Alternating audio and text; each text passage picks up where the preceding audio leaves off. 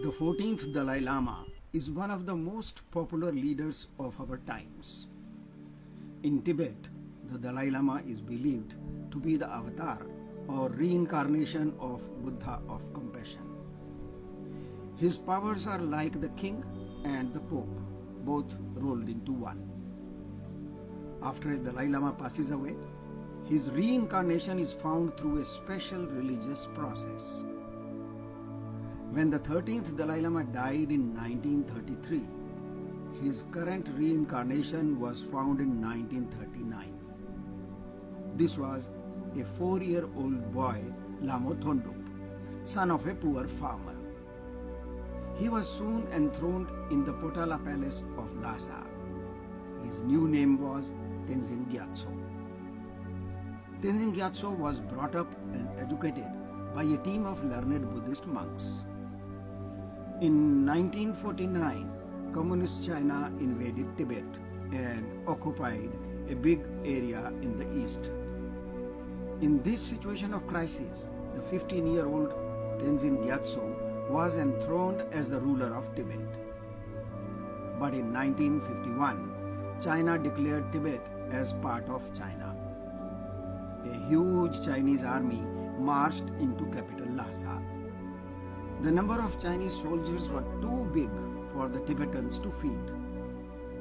Shortage of food, confiscation of crops, and arrest of many senior lamas made it worse. In March 1959, the Chinese army tried to arrest the Dalai Lama and even fired cannon bombs on his palace. Sensing danger to his life, it was decided to move Dalai Lama to India. It was a very risky job. Before reaching India on 30th March 1959, Dalai Lama had to walk for 17 days through difficult mountains, snow, high passes, and storms. According to the United Nations proceedings, China killed more than 80,000 Tibetans when Dalai Lama was secretly walking towards India. Since then, he is working for the cause of Tibet and freedom of Tibetan people. His deep faith in non-violence has won him millions of admirers across the world. In 1989, when he was awarded the Nobel Peace Prize for his message of compassion and universal responsibility, he declared, "Even my enemy deserves my compassion." It was like awarding Nobel Peace Prize to Lord Buddha himself.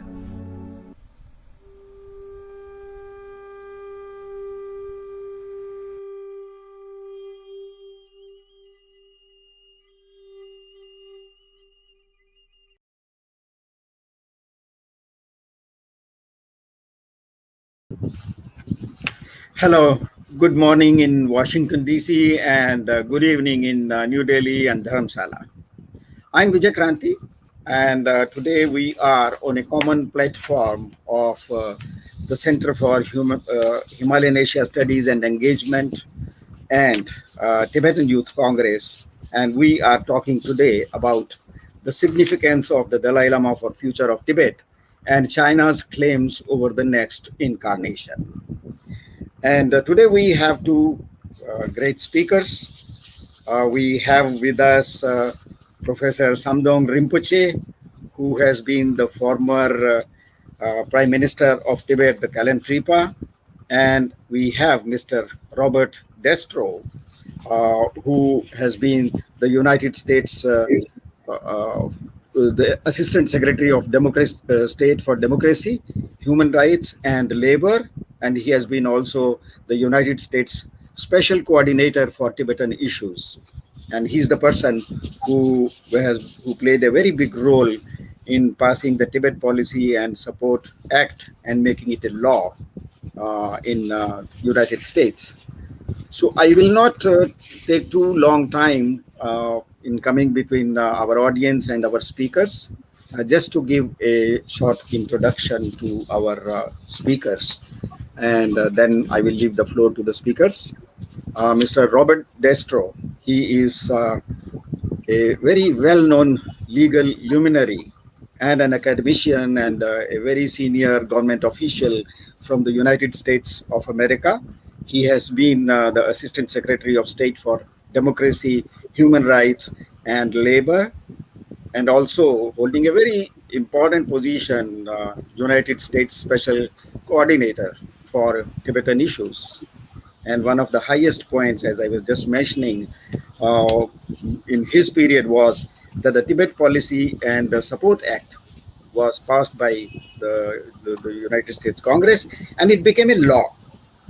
He is a very well-known civil rights attorney, a professor of law, and he has been a professor at the Catholic University and has been dean there. So he has been known for many legal outstanding contributions in the field of peace, human rights, and civil rights. Especially one is very specially mentionable, that he worked 15 years with the Peace Research Institute of Oslo to establish dialogue between Muslims, Christians, and Jewish leaders in the United States and the Middle East. So we'll have a great privilege of listening to him, because our audience is very keen to know about when America brings out TPSA 2020, what does it mean, and what is the significance for the future of the institution of Dalai Lama. And our second speaker is Professor, His Eminence, Professor Samdong Rinpoche. He's an incarnate Lama, a Bodhisattva. I would say a true Bodhisattva in the modern times. He is the fifth Samdong Rinpoche in his series, who was educated at the great Drepung Monastery of Tibet.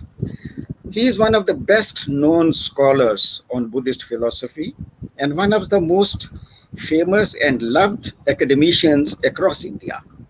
That's something very unique about him, that in India, he is one of perhaps the only one academician of foreign origin who has received so much respect from all across the Indian academic uh, society.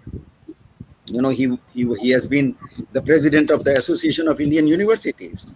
He started as a very ordinary teacher immediately after 1959, when he came to India. In 1961, he was a teacher at Shimla Tibetan Religious School, and then he went to Dalhousie as the principal of the school. Then he became the director of one of the most famous institutions of India, the Central Institute of Higher Tibetan Studies in Sarnath, near Varanasi. And then he became the vice chancellor, the chancellor of in Sanchi, the Buddhist university. And one thing great about him is that he became the president of the Association of Indian University. Uh, he has worked with many great scholars. Of course, he's one who is in the closest touch with His Holiness Dalai Lama. He has worked with great scholars like J. Krishnamurti. There are so many. So we are very privileged to have these two wonderful speakers. So I will not take time from their time. So I'll request His Eminence Professor Samdong Rinpoche to kindly uh, enlighten us on this subject. Professor Samdong Rinpoche.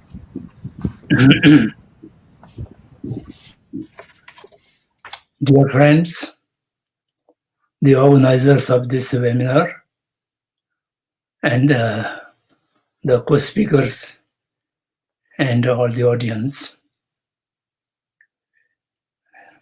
I can't say good morning or evening because there are a lot of different times. So I just say my warm greetings to everyone. Few weeks ago, I received a telephone call and also email from my longtime friend, close friend, Vijay Karanti, and he tells me this proposal of a webinar on the significance of the Dalai Lama for the future of Tibet. So at that time, I was very much hesitant to participate because of three reasons. The first reason is the language. The medium of the webinar is English, a language which I do not have a command or access. So I'm not able to express myself accurately or fully in this language. And secondly, the subject is very vast. And at that time, he was talking about the contribution of the present Dalai Lama, and then the question of reincarnation. These 3 points are very far-reaching subject, and it is really difficult to deal in a 1.5 hours time. And thirdly, a limitation of my knowledge, and particularly in advanced age and after retirement, many years of retirement from active life. So I almost forgot the current situation and also even the past history. With these limitations, I was very much hesitated. In spite of that, Vijay Karanti insisted that I must speak. So I have to yield to his insistence. So therefore, I'm here. So the question he put before me was, what has been the significance of the institution of Dalai Lama for Tibet in the past? And second is, how would you present the major contribution of present the 14th Dalai Lama in ongoing national crisis of Tibet, especially since China occupied Tibet in 1951. And the third point is that China is making claims that the entire process and authority for identifying and installing the next Dalai Lama belongs to exclusively of the Communist region of China. As a senior citizen of Tibet tradition and culture, how I evaluate all these points. So in a short spell of time, to deal with these major points is a rather difficult task for me. In spite of that, I will try to present my opinion on these issues. The institution of Dalai Lama, as we call it, 14th Dalai Lama. The first Dalai Lama was in the 15th century, contemporary with the Tsongkhapa. The Gendun True was direct disciple of Tsongkhapa, the founder of the Kiluba sect. And he was a great scholar, author of many treatises, and he established the great monastery in the Tsang, the Trashil Hempo. And the second, also great Lama, worked in Jabu Monastery and also established a new monastery in Chungkurjel. And the third was Gedun Jato, and he visited to Mongolia, and he was one of the persons to make a relationship between Mongolians and Tibetans, and he was offered the title of Dalai Lama, Ocean of Wisdom, by the Mongolians, and since then the institution became Dalai Lama. And till the fifth Dalai Lama, the first, second, third, and fourth were great scholars and religious leaders, spiritual master, and which have so many disciples, followers, and taught many great treatises. And since the fifth Dalai Lama, he became the ruler of Tibet and the leader of spirituality as well as the political. one of the Mongolian warriors, the Kuzhenzin Chuje, who conquered Tibet. Tibet was in small parts. After 9th century, the kingdom of Tibet was divided into many small principalities, and he conquered all of this and united the all three regions of Tibet and requested the fifth Dalai Lama to become the political leader. And it was 1642. Since then, the legitimate government, sovereign government of Tibet was established. And from the fifth Dalai Lama till the 14th Dalai Lama, the successive Dalai Lamas remain the political and as well as the religious leader. So since then, religion and political combined with together, and the Dalai Lama institution become a symbol of unity and a symbol of the sovereignty, and as a symbol of all the Tibetan identity. That is the significance which we may say so. And then particularly since the 13th Dalai Lama, who ruled Tibet for quite a long period of time, comparing with the earlier Dalai Lamas, and during which Tibet was exposed to the international scenario and have two invasions, one from British India, another from China. And by that way, the 13th Dalai Lama become internationally known, and he have established many international relations, and Tibet is come into the light of the international community. And he has also many reforms and developments taking place in Tibet. And as far as the 14th Dalai Lama is concerned, it is very difficult to review or to sum up what has been his contributions. And it was 1952. I was a 14 years old boy, and I received a teaching from the junior tutor of His Holiness, Jagdish Rinpoche, a long teaching, during which period the Tibetan people also do not know about the real personality of the 14th Dalai Lama. He was also very young at that time. And Trijang Rinpoche told us that the present Dalai Lama would be in knowledge as well as in the work, will encompass all the past 13 Dalai Lamas together. And it was difficult to believe how it can be such a vast contribution could be made by one person. And now we realize that it was indeed very true. He did all these things. So in a very brief, we can see how he lead the Tibet as a nation, as a people, in a very, very difficult time. Historically, Tibet never faces this kind of domination, destruction from outsider. And Tibet was invaded by the Communist China at the end of 1949 and 50. And at that time, the Dalai Lama was only 15 or 16 years old. And then the regents realized that they will not be able to lead the nation.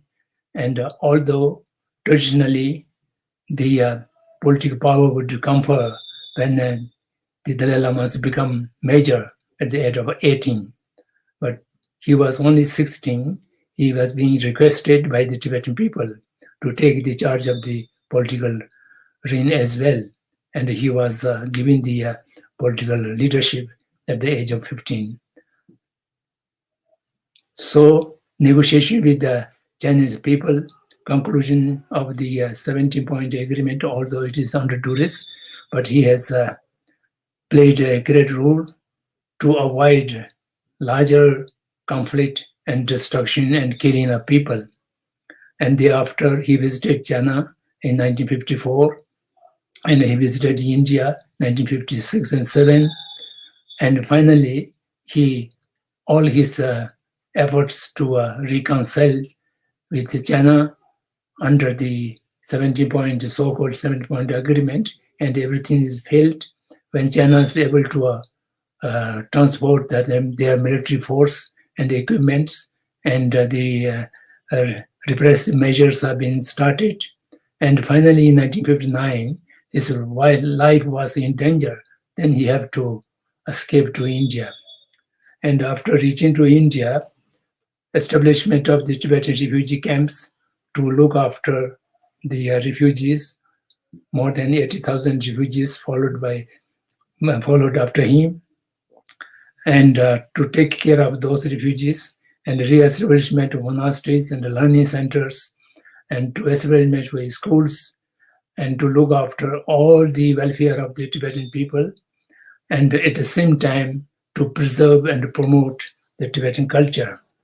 So these are very huge amount of work which he have done almost single-handedly with help of the leadership of government of India, people of India, and he was able to take care of all the refugees, not only the refugees as just to survive, but at the same time to preserve the Tibetan identity, culture, and spiritual heritage. That was a great contribution by him.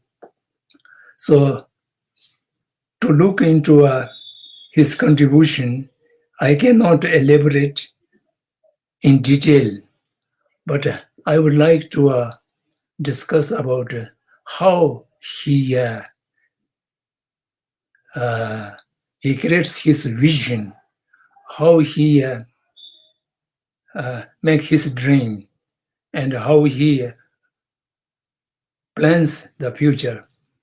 So if you know his a kind of mindset, then you will be able to understand the 14th Dalai Lama and also his significant as well as his contributions. The 14th Dalai Lama's approach to his vision and to his dream always a kind of very, very pragmatism, practical, and based on realism. Mostly the traditional people who are trained in spirituality and tradition, they mostly lives into idealism. They're not able to realize the realistic situation from time to time, and also to go with the change of time, or to make the time according to the need of the people. So these are difficult tasks. So the 14th Dalai Lama has a very unique kind of approach. That is the reason why he encompasses all the past 13 Dalai Lamas. That is his very pragmatic and realistic approach. His reasoning always based on the realities of the past, present, and future. He is not carried away only by the historical facts. He is never carried away by emotional waves. He always looks into the reality of the past, present, and future. And apart from that, he gives more importance the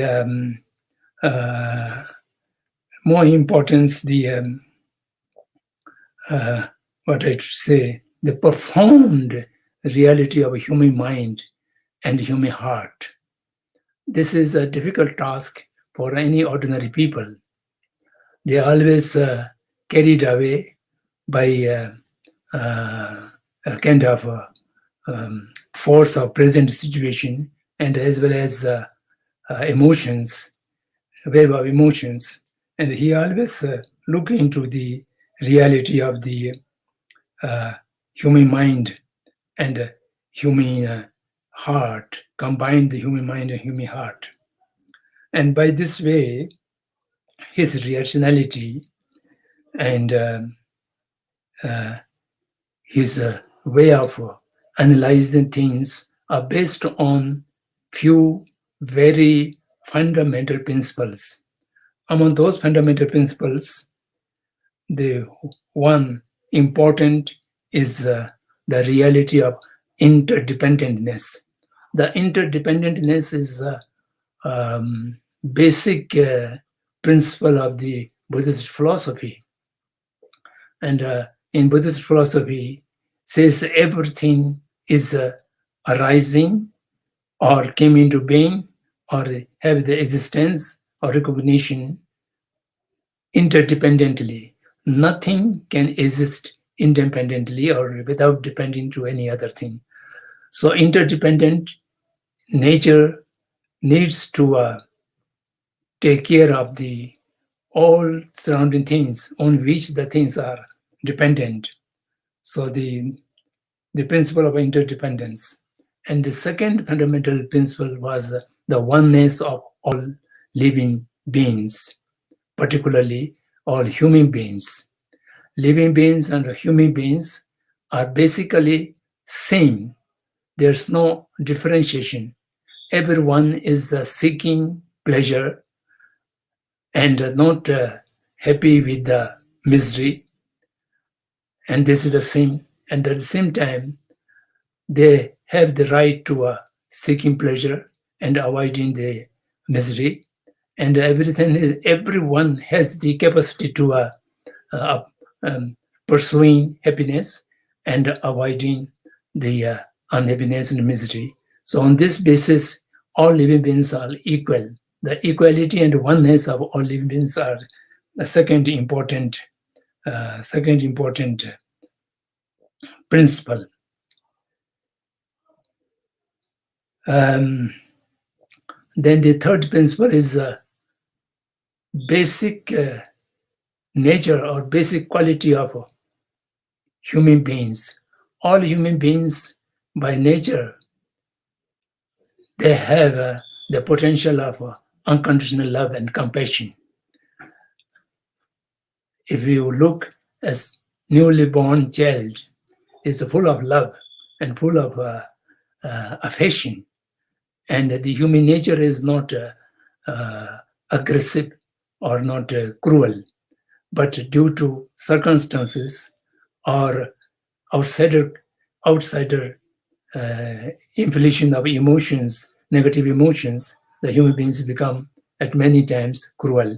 Otherwise, the basic human nature is love and compassion. And then the fourth is universal responsibility. Everyone has a responsibility universally, and which each one has to be performed a universal responsibility. So these four basic principles, the interdependentness, oneness of all living beings, and basic human nature of love and compassion, and the basic nature of human universal responsibility, all his visions and all his efforts and programs are being based on these basic principles. And thereby, he always think that self, his way of taking priority, the others are more important, more priority should giving to the others than the self. The other is more important than self. And the community or the society is more important than the individuals. And the rights are less important, and the responsibility and the duties are more important than the rights. And cooperation is more important then competition. So these are basic laws on which he makes his future vision, or makes his brains or dreams, or his programs, activities. So these are basic principles or basic foundation on which he always worked, and he always planned, he always dreamed for a future. And therefore, he never conceived the future of people of Tibet separate from the future of all human creature, all human society. And particularly, he never think of the future or the benefit of the Tibetan people separate from the people of China. And therefore, his way of thinking as equality or oneness of human beings. So he always think of the future visions on the basis of oneness of all human community. And he never think of one side is victory and the other side is a loser. So on these basic principles, he invented and he give us the middle way approach, how to reconcile and how to find a suitable future for the people of Tibet. Not only for the people of Tibet, a future for the people of China, for the people of world, a free world of violence, and a free world of competition, and a world of oneness and cooperative. So in this basis, he have invented and he have give us the middle way approach to seek the future of the Tibetan people, along with the goodness and the future of the all humanity. So therefore, he always says he have three life commitments. The first is to promote the basic human value, love and compassion, respect to all, and free from violence and conflict. And all problems can be solved through negotiation and understanding each other. So this was his first commitment. And secondly, the spirituality, the religions are very important for many people. And therefore, all the religions are equally sacred and equally important. The religious harmony is second thing to bring a harmonious society among the humanity and religious. And then thirdly, we have only one home to live, that is our small planet Earth. And to preserve this planet Earth, the relationship, interdependent relationship between nature and humanity, or nature and the living creatures, should be harmonious, and therefore take care of the environment and the eco-balance, eco-system. And he is much concerned about this. And then thirdly, to preserve and promote ancient Indian heritage, ancient Indian wisdom, which is preserved in Tibet, and the ancient Tibetan Indian wisdom, because it is beneficial for the future of the entire living creature on this planet Earth. Because in this wisdom, it gives how to dissolve all problems without any conflict and without any violence. And non violently, he also says that the 20th century was full of violence. The 21st century must be free from violence, a century of violence-free, and a century of dialogue. As long as the living creatures, particularly human society, is there are bound to be some differences and some conflicts, and all these conflicts can never be solved through violence or through struggle. This can be very amicably solved by the love, compassion, and dialogue and understanding and faith to each other. And these things, he talk about the universal responsibility. This is one of his greatest contribution.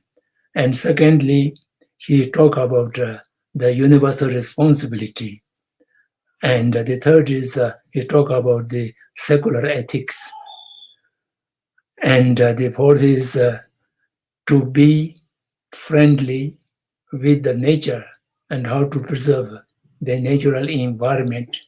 And these things are his globally contribution for the future of the world. And this is now mostly recognized by people.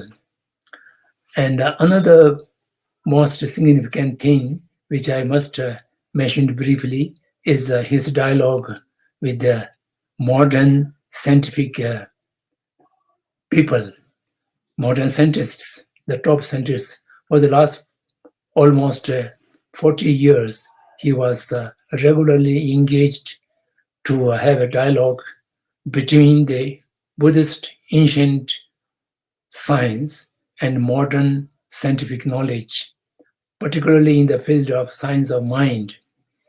And in this direction, he have contributed a great deal. And I think in the future, it would be give a tremendous result. After a few centuries, the history will recognize this kind of seeds which he has sown during his lifetime. And the modern scientific knowledge is now realizing that all the traditional wisdom cannot be considered as unscientific knowledge. So the science, modern science, can take many, many benefits and directions from the ancient wisdom, which has been very well established and approved. So these are few things which I would like to just hint, just make a point. Of course, you can go into the details elaborately, but I just mentioning just points. So these are few in my mind. These are of the importance, and he has always keep hope, and he always believe that all the humanity can resolve any kind of problem through love and compassion, dialogue and understanding by each other, and in which direction we are looking forward to resolve the Tibet problem, Tibet issue very amicably with the help of all human society, and particularly the people of China. And the present situation cannot remain all tends to come, and the all things are transitory. All composed things are transitory. This is also a philosophical point. So therefore, everything will never be remain unchanged. So therefore, we are looking for an amicable resolution of Tibet issue, and the problem of Tibetan people can be solved, and the future of the Tibetan people, the interest of the future of Tibetan people cannot be separated from the interest and from the goodness of all living beings or all human beings. Now the third question about the next Dalai Lama, who will choose. The Communist China repeatedly tells that the choosing and recognition of the next Dalai Lama is exclusive prerogative of the uh, central government. And I don't think this is a kind of ridiculous thing. We need not to bother about it, what the China makes claim, and it is not worth to discuss or to consider. The first question is, what does it mean? The central government will decide. Does the central government of China, which claims to be a communist or Marxist, do believe into the continuation of consciousness, birth after death? It is true. They believe it is true. If they believe that human consciousness does not come to an end during the time of death, and it will have another birth thereafter. If they believe in this, then they should not talk about the dialectical materialism. And the dialectical materialism is basically based on the principle of the mind is the quality of the matter. And when the matter ceases, the mind also ceases. And after death, there's no continuation of consciousness. And they have to change this. If they do not believe this principle, they do not believe birth after death, they continue to consciousness, then the recognition of the Dalai Lama is just hypocritic for political reasons or for any other reason. They invited about this, and they are talking about the tradition or the past. There's no tradition and no past. Of course, during the 18th century, when Tibetans have a close relationship with the Manchu Empire in central China, and at many times they have to seek support from them. And at that time, they have suggested 29 points how to improve the efficient work of the Tibet government, and in which they also suggested the Dalai Lamas and Panchen Lamas are recognized through the lottery from the golden vessel. And even after that suggestion, the 9th and the 10th and 11th and 13th, 14th, all these come thereafter. So the 9th was not, the 13th and 14th was not, only the 12th, 11th and 12th was come through the golden vessel. That also, not only golden vessel, it has combined with religious rituals. And there's no such tradition, there's no such role, there's no such past heritage. The Dalai Lamas must be recognized through this. Even they do it so, it has no value. And their own experience, they have done it with the present Panchen Lama. And what is solved, the purpose of that? So this is very ridiculous. So I never react when China says like this. And they may do so, but they will have no purpose. There will no recognition. No people of Tibet, no people of the world would recognize it, would believe it. So therefore, we need not worry what the Chinese government is repeatedly saying, because they have some kind of fear in their mind. They have some uncertainty in their mind. So therefore, to take care of these uncertainties and their fear, they are talking about this. And it need not to be reacted. It need not to be take note of it. So therefore, I just ignore what the Chinese government say. So my time is up. So I will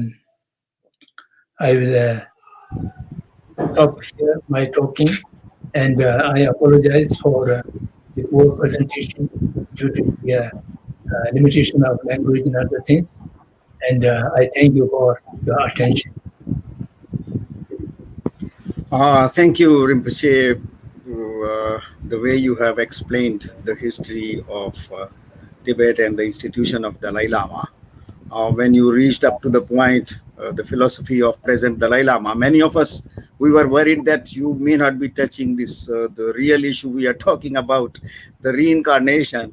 But in a very few words, that way you have, if I can uh, define it, the way you have dismantled the basic idea of the identifying reincarnation by China, uh, that explains so many things, especially from the spiritual side and the religious side. And now we have a speaker who has a very deep understanding of the whole issue from political side. And we have Mr. Robert Destro, as I explained already, one of the most prominent legal luminaries of United States of America, and a person who has very deep understanding of Tibetan situation, the Chinese approach, and how at least America is going to deal with this issue. He and his colleagues a few months ago had put it beautifully on paper in the law book. So, Mr. Robert Destro, the stage is for you, and we would love to hear from you about China's claims of reinstalling or installing a Dalai Lama of their choice. Sir. Well, good day, and warm greetings to everyone around the world who is listening today. I want to start by extending my congratulations to His Holiness, the Dalai Lama, on the occasion of his birthday. I am deeply honored and privileged to join you for this special occasion. I also extend my best wishes and those of my family to all of you, and assure all of you that we are praying for His Holiness and for the continued vitality of the Tibetan community worldwide. Now, my thoughts this morning are going to focus not only on His Holiness teaching, but also on the role that the Tibetan community around the world has to play in all of this. So let me start by His Holiness's teachings. And by his teachings and by his example, his life's work has been to encourage respect and harmony among the followers of the world's religions. And he has urged the world to cultivate what he calls the human values of compassion, forgiveness, tolerance, contentment, and self-discipline. All of us know from experience that the daily cultivation of each of these human values would make the world a far more hospitable place in which to live and to raise our children. We also know that the daily violation and ignorance of these values makes it sometimes a far more difficult place in which to live. So throughout his long and exemplary life, the Dalai Lama has become, just as much for the world as for the Tibetan people, the very personification of Tibet as a place, a people, and a culture that's shaped by its language and the Tibetan Buddhist faith. So with all the world on the occasion of his birthday, we pray that he continues to lead a vibrant and healthy life for many more years. And with the vast majority of the world, we encourage and pray that the Tibetan community will rise to the significant challenges it faces as it attempts to follow in his footsteps. And so with the short time I have left, I want to address the remainder of my comments to the Tibetan community at large, which has worked so hard to preserve the language and culture and faith that makes Tibetans and Tibetan culture unique. Yours is a critical mission. As all of you know far better than I do, Tibet is far more than a place. It's a unique environment that has shaped the culture and outlook of its people for generations.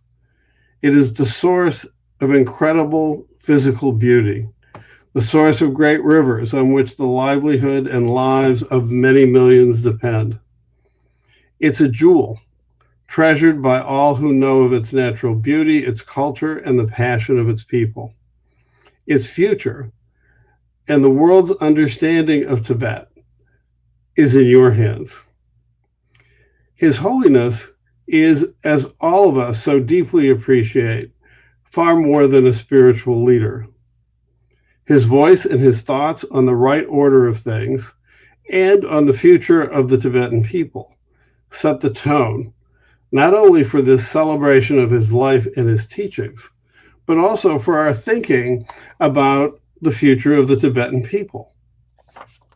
Let us consider, then, the human dimension of the challenges facing the Tibetan community worldwide. And I do so in keeping with the request by our moderator that we address the questions of reincarnation, and I will do that shortly. I can't emphasize enough the importance of our common humanity in this discussion.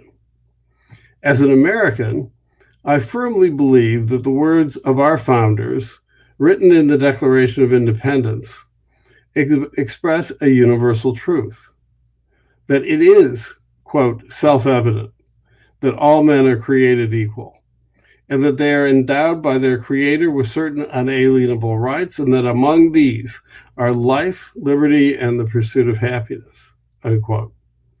These truths don't depend on culture. They don't depend on the whim of a party, a government official, of any majority, temporary or permanent. They belong to each of us as members of the human family. And as a Catholic Christian, I firmly believe as well that each of us, as a human being, is called to a unique mission by our Creator, who has endowed each one of us with unique gifts, with a unique history, and with a unique vocation to be of service to our families, our communities, and our respective nations. This is the human dimension of human rights that's so often lost in our sometimes acrimonious arguments about the right order of things in society, about the priority of the individual versus the collective, and about the right of every individual and community to preserve and develop the unique gifts that has been conferred on each of us by our Creator. His Holiness's middle way approach to preserving the unique nature of Tibet and the freedom of the Tibetan people as a unique community within the People's Republic of China is a case in point. The middle way approach requires active engagement with each of the human values he identified. Every society that hopes to survive in the long term must exemplify and rest upon those values. His Holiness's own life and experience show first and foremost the importance of self-discipline and the need to recognize that when there is a great disparity of power, as there is between the People's Republic of China and the Tibetan people, peaceful alternatives must be sought without conceding an inch to the pride and vanity of others. Given our commitment to preserving that which makes us unique as individuals and communities, the Tibetan community must find not only the strength to tolerate the arrogance of those who would enslave them and the rest of us, but also the compassion to devise a strategy of resistance and self-preservation that acknowledges the humanity of the oppressor and the human weaknesses and insecurities that come with our common humanity. Only then can we find the strength to forgive and to set ourselves free to embark on that middle way toward the preservation of the language, culture, and religion that makes Tibet and Tibetans uniquely suited to following the middle way approach His Holiness has set out for all of us. We celebrate His Holiness's 86th birthday with the knowledge that the Chinese Communist Party has claimed the right to control, by force, as they did in the case of the Panchen Lama, the reincarnation of the Dalai Lama. Just as they have done in the case of the Catholic Church in China, in the case of Hong Kong, in the case of the Uyghur people of Xinjiang, and the Mongolian people. They will seek to impose their materialism and communist ideology to eliminate that which makes each of these communities unique. Their uniqueness is the threat. And the Chinese Communist Party will ruthlessly seek to subsume it in the collective materialism and uniformity that President Xi Jinping has described as communism, quote, with Chinese characteristics, unquote. All of us know that Tibetan Buddhism with Chinese characteristics is not Tibetan Buddhism, nor can a person identified by the Chinese Communist Party ever be the real Dalai Lama. We have seen with our own eyes the genocide with Chinese characteristics of the Chinese Communist Party against the Uyghur people in Xinjiang, and its campaigns against Mongolian people and all others who struggle to build their lives, their futures, and communities on the gifts that make them unique. On this, the 86th anniversary of the birth of His Holiness, we should commit ourselves to preserve that which makes each of us unique and that which makes the community of Tibetans unique. We must work together to preserve a community of Tibetans worldwide that maintain their unique Tibetan characteristics. This, I humbly submit to you, is the middle way, and it is for you, with the support of all of us, to walk it. Thank you very much for your attention.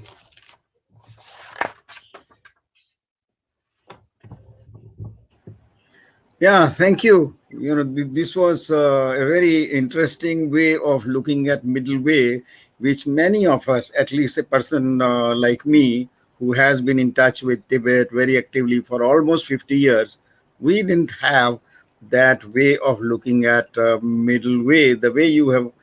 It's really wonderful, a very new concept of middle way, that you can have middle way only when you have equality and respect for equality for everybody. And the way you explained Mr. Xi Jinping's insistence on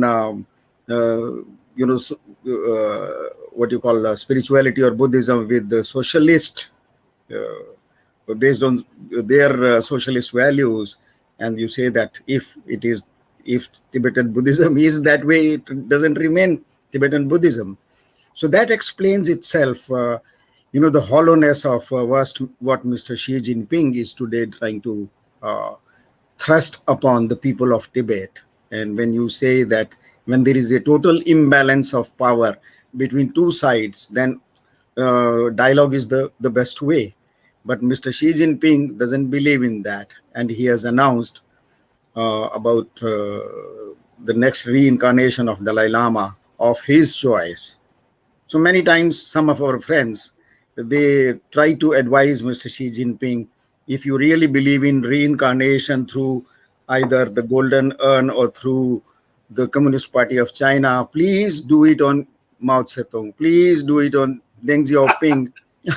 Yeah, you will have a new Mao Zedong. You will have another Deng Xiaoping, and plus Mr. Xi will make it a wonderful Communist Party, and China will be far more stronger than what you think.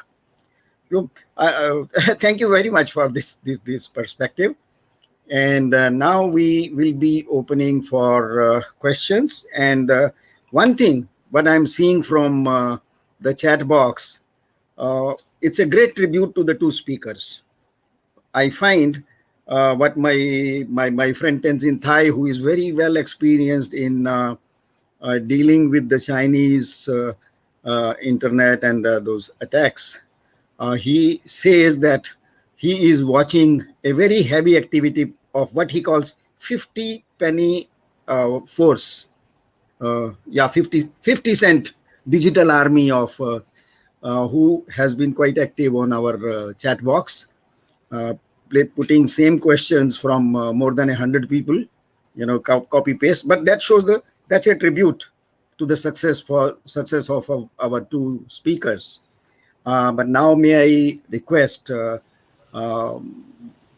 Professor Ayushi Keitkar, a professor from Jawaharlal Nehru University, expert in international relations and a very active senior member of CHASE, who has been actively working with us during such webinars.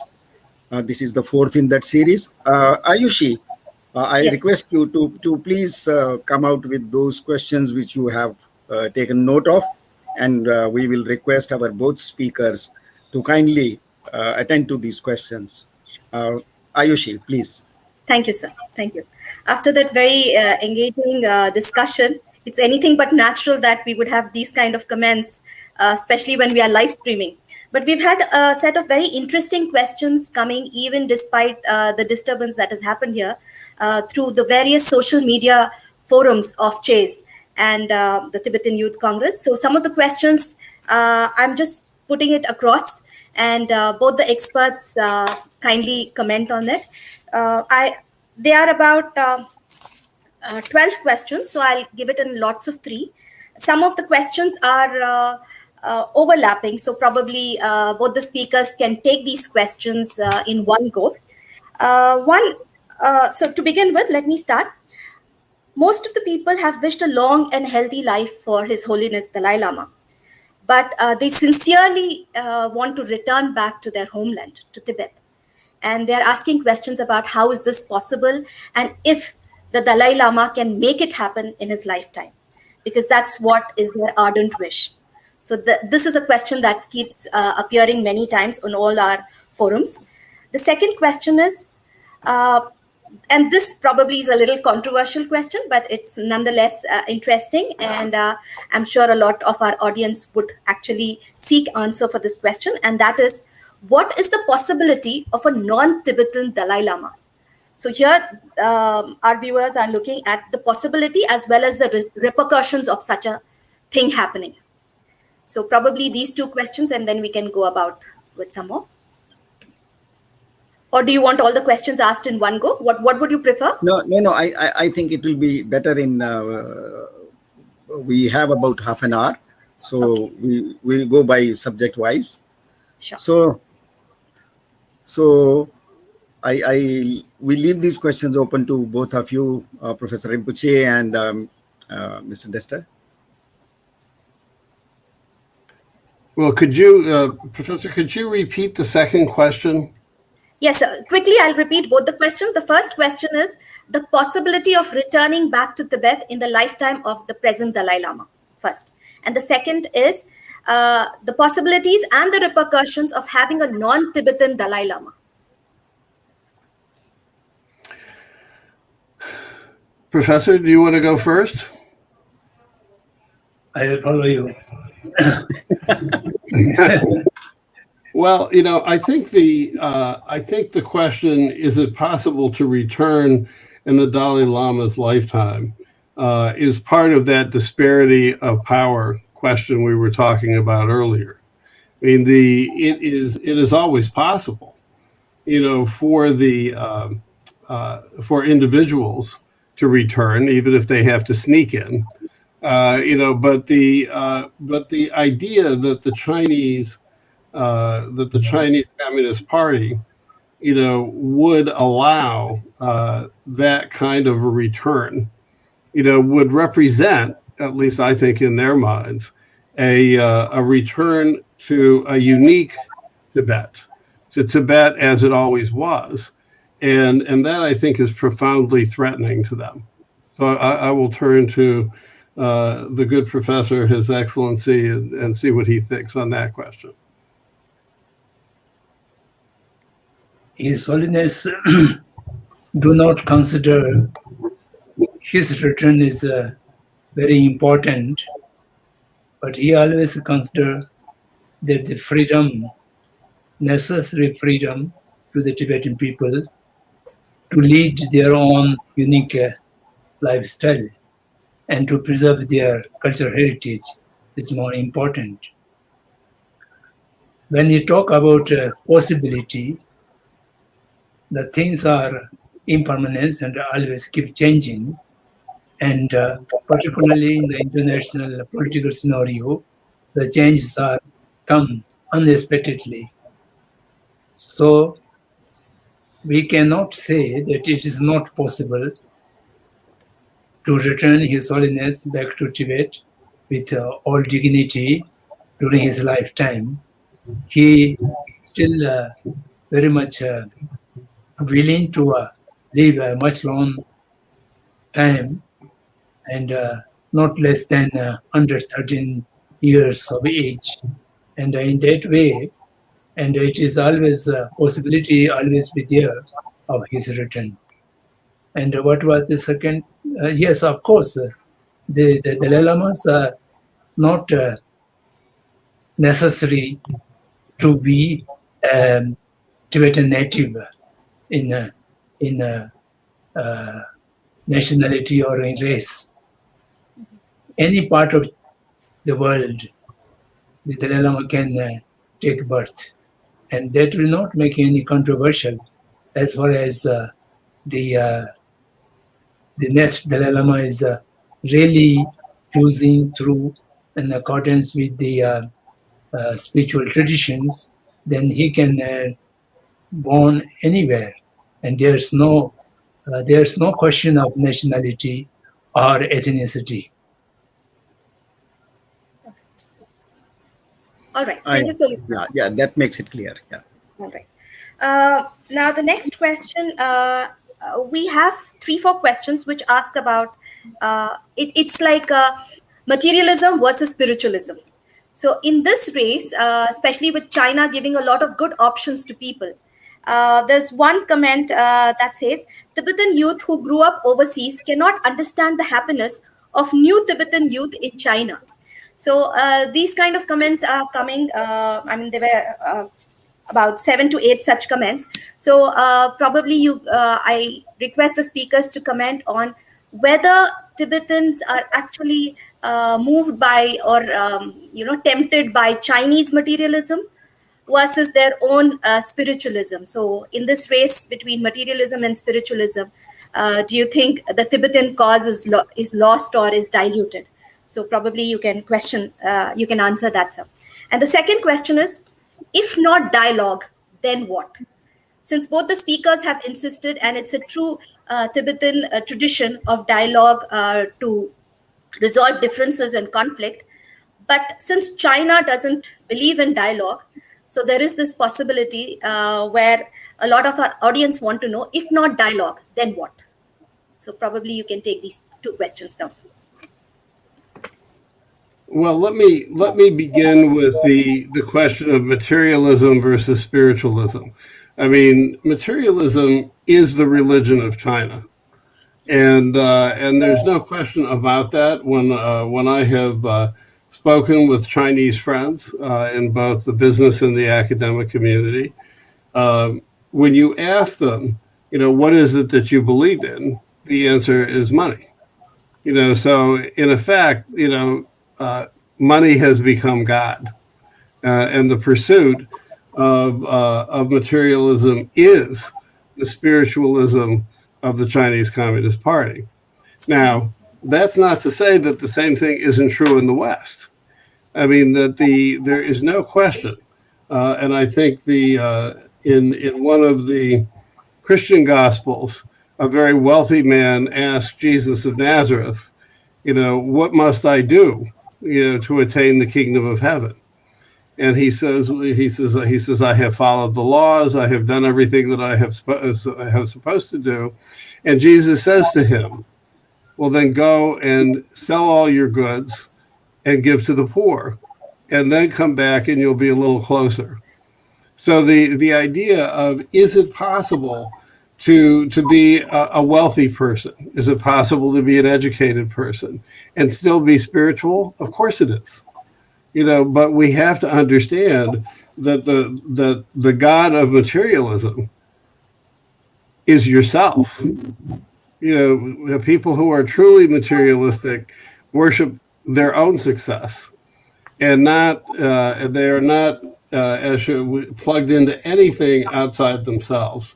And so I think that the truth is that if we go back to the teachings of His Holiness about compassion, about generosity, about self-control, that's where that spiritualism develops. And so I will turn to my colleague, the professor, and see what he has to say on this question.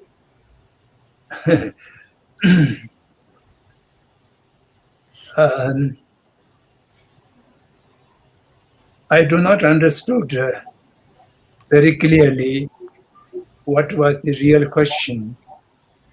The happiness of the Tibetan younger generation inside Tibet, how they are happy and how they are not happy, it cannot be judged from outside.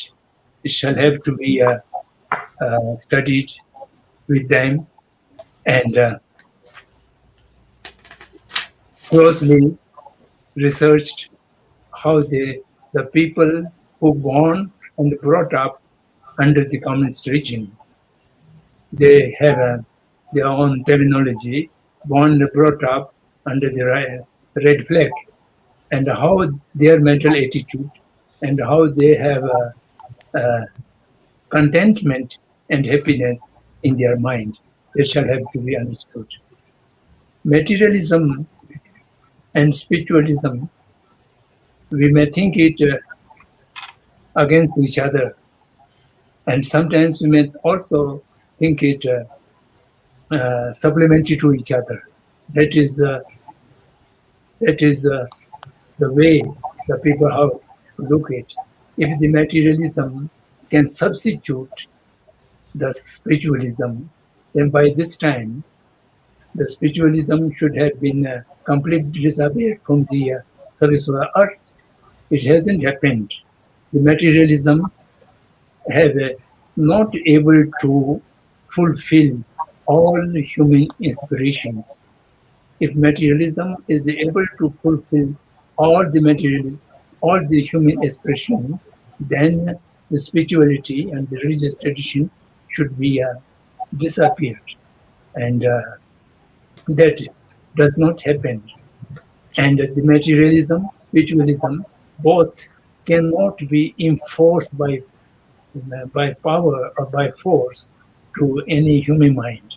The human mind has a certain freedom to choose either of this, and therefore I do not see these two kind of contradictory to each other. Thank you, sir.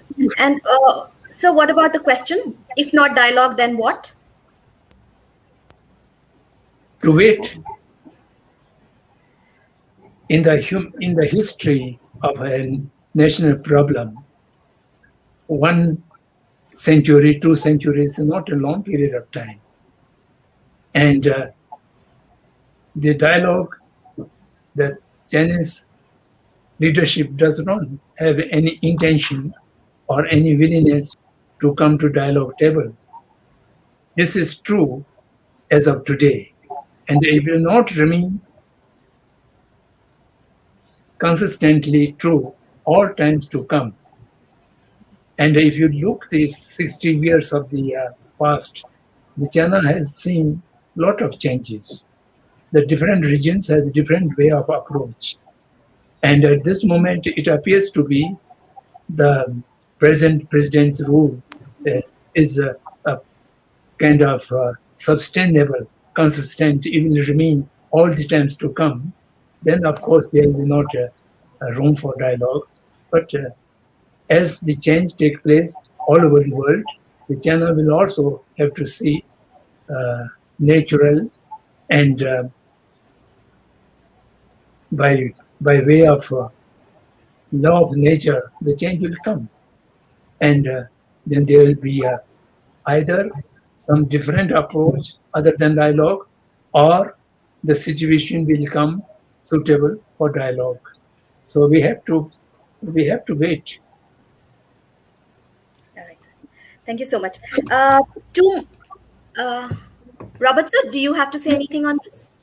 Yes, I think that the professor is exactly correct. I mean, there is, given the disparity of power, the important piece, as my wife is often reminds me, that on the when you get on an airplane, the first thing they tell you is put your own face mask on first, and then help the people around you.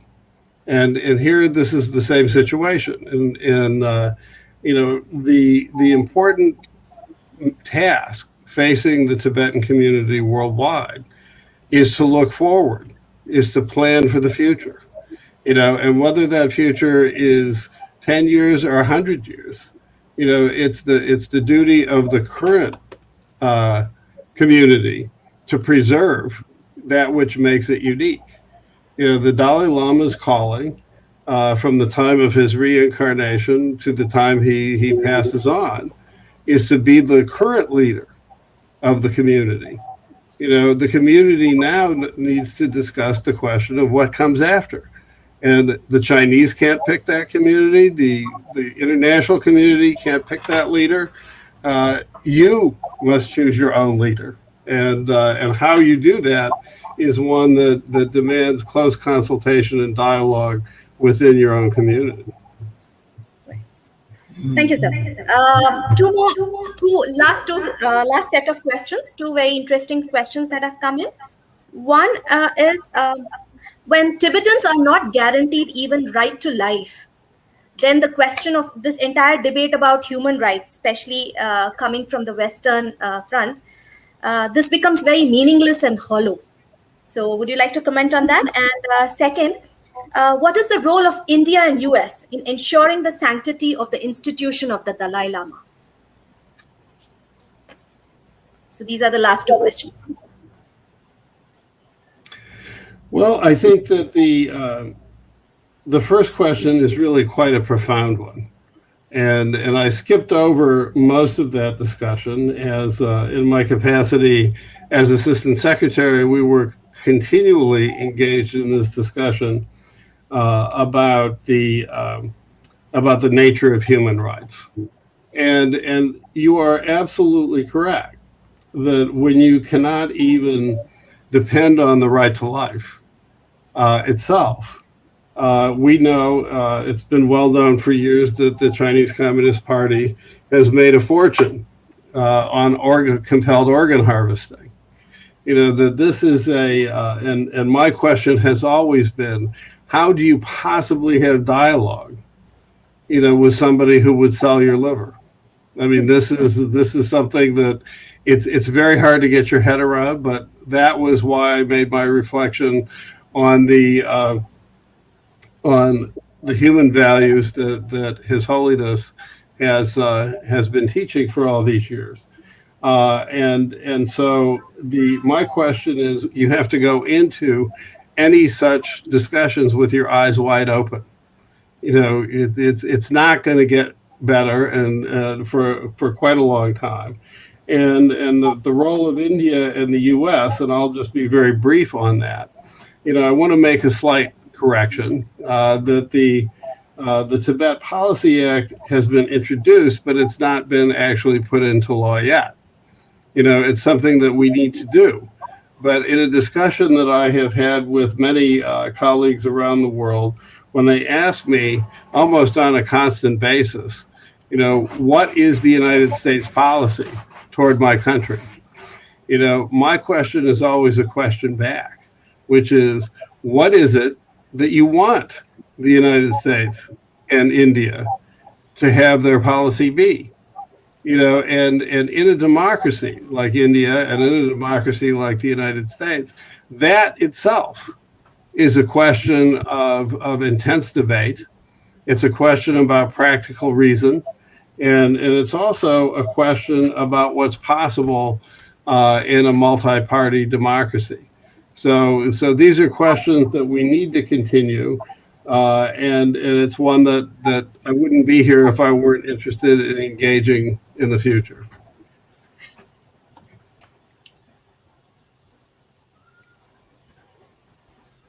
Yes, Professor. I have nothing to add, but I would say, yes, the human right as conceived in the Western tradition, there's no room to discuss it in China because they do not believe any kind of right.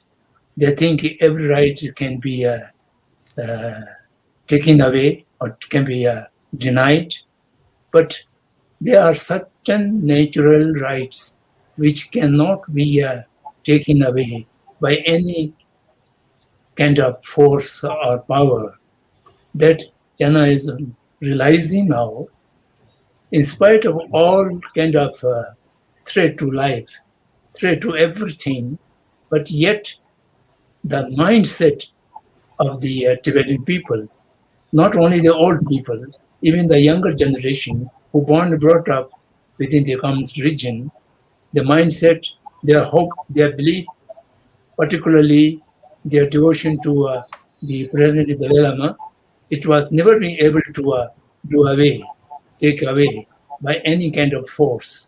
In spite of threatening to the life, it was not able to change the mindset of the Tibetan people. That means that there are certain rights which are not be denied by external force. And secondly, what His Holiness believes, what we believe is we should pay more attention to our responsibility instead of the rights. If we perform our universal responsibility in the right way, then that responsibility, the performance of responsibility will bring the rights into a right perspective. And then it will become a kind of entity which cannot be denied by any external force. And for that, the Gandhian way, tolerating and forgiving all kind of atrocities, and yet keep the mind in a kind of unconditional, compassionate, then a stage will come. No rights can be denied. No real natural rights can be denied. That's all. Thank you, sir. Thank you, both of you. Over to you, Vijay, sir. Yeah, thank you. It was really a very interesting question hour session, and we could attend to many of those aspects which were not exactly part of our the topic of the day, but the topic would have been incomplete without these aspects and these questions. So I'm very thankful to both of you, Professor Samdang Rinpoche and Mr. Robert Destro, for not only for your enlightening speeches, but the answers. And now we are reaching the conclusion of this session. And moreover, I had promised in the morning to Mr. Robert Destro, because you have engagements immediately after that in Washington, D.C. So we'll ensure that we conclude the session in time. So now I leave the floor to our very active friend, a very dedicated friend, Gompo Dhundupji.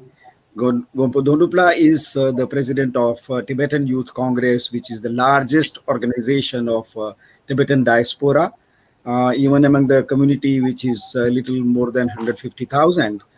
This organization has 30,000 members, which makes it a really a powerful and influential organization. And many times we have seen that the government of China has been specifically targeting Tibetan Youth Congress in spite of their total dedication. I repeat the word total dedication to non-violence. They have been giving them all bad names. But that is, I think that's a tribute from China to Tibetan Youth Congress. So now we come for vote of thanks from Mr. Gompo Thondup.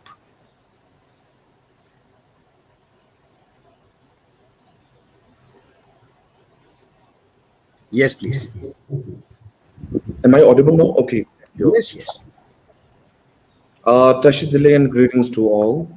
So firstly, on this very auspicious occasion of 86th birthday of His Holiness the Dalai Lama, I, on behalf of Tibetan Youth Congress, would like to extend our warmest greetings and the happiest birthday to His Holiness the 14th Dalai Lama, and we wishes and the prayer for fulfillment of his all auspicious commitment and return to the free Tibet.